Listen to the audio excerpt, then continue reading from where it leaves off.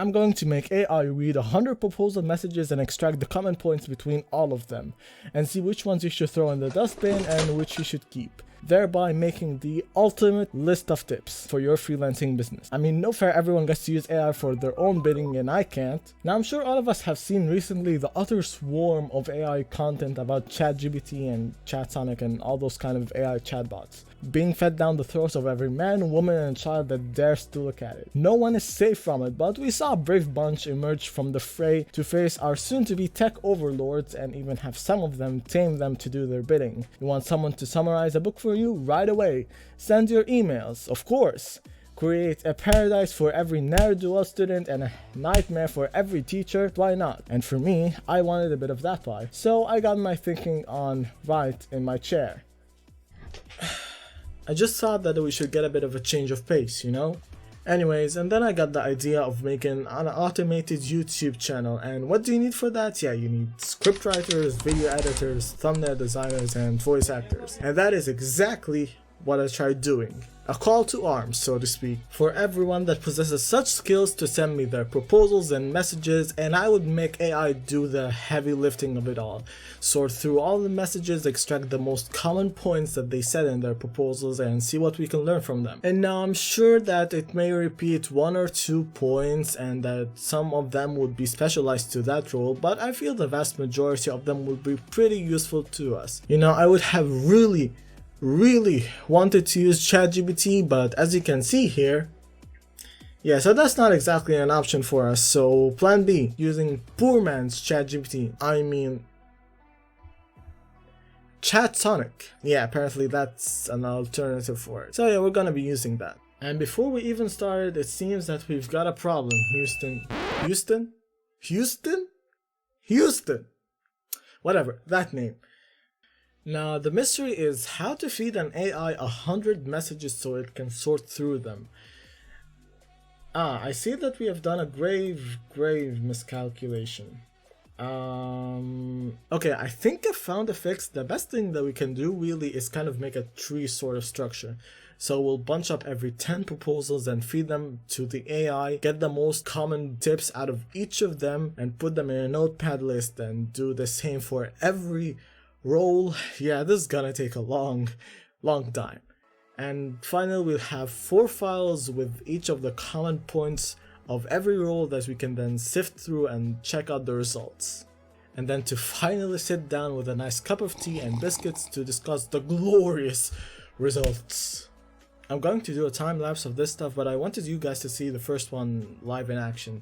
So we're going to just say extract the common points in the form of a bullet point list from these paragraphs. And I already had them lined up right here, and we're just going to paste them, send, and then we'll see what it comes up with. Okay, so this is what it came up with. So we're just going to paste those in a notepad and repeat the process with every role and every position. And at the end, I'm just going to summarize everything and tell you what I learned. So let's get started.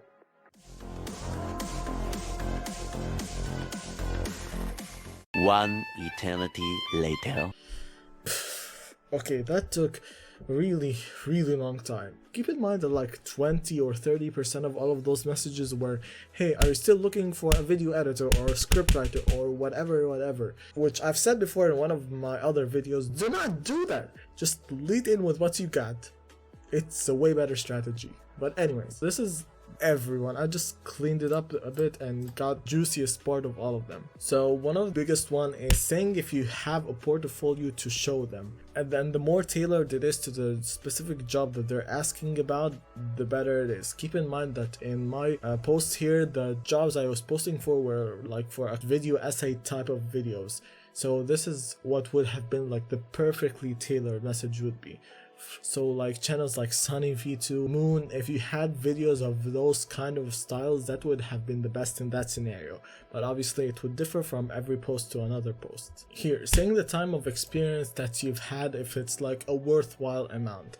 So if you've been like editing for like 2, 3, 4, 5 years, that's kind of a pretty good sign. So you should really put that.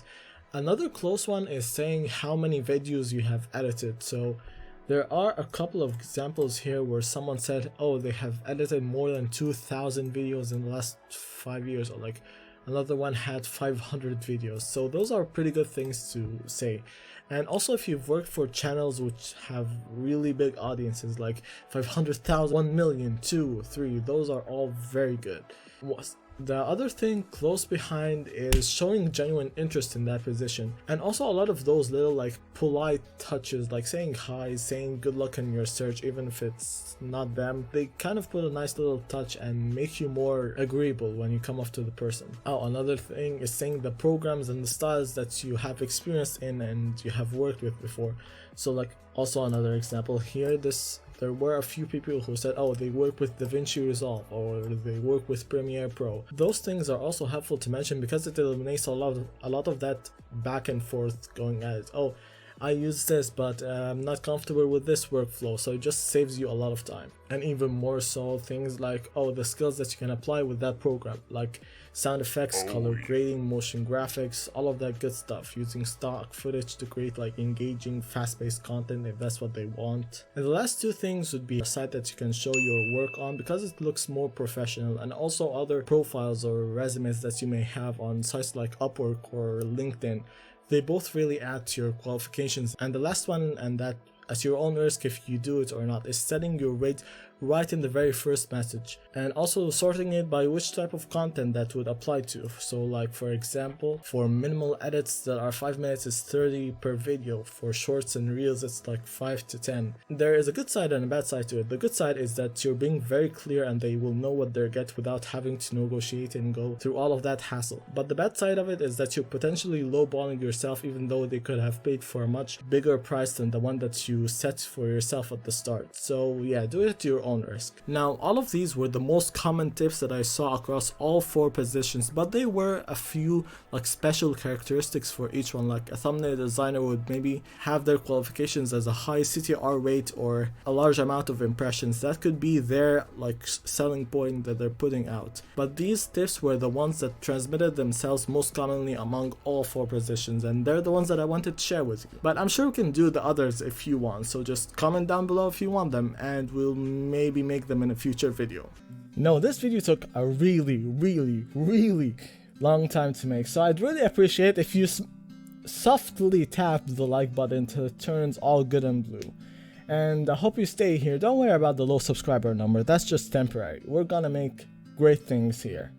So stick around for that, and don't forget to smile. It'll make you feel a lot better. Bye.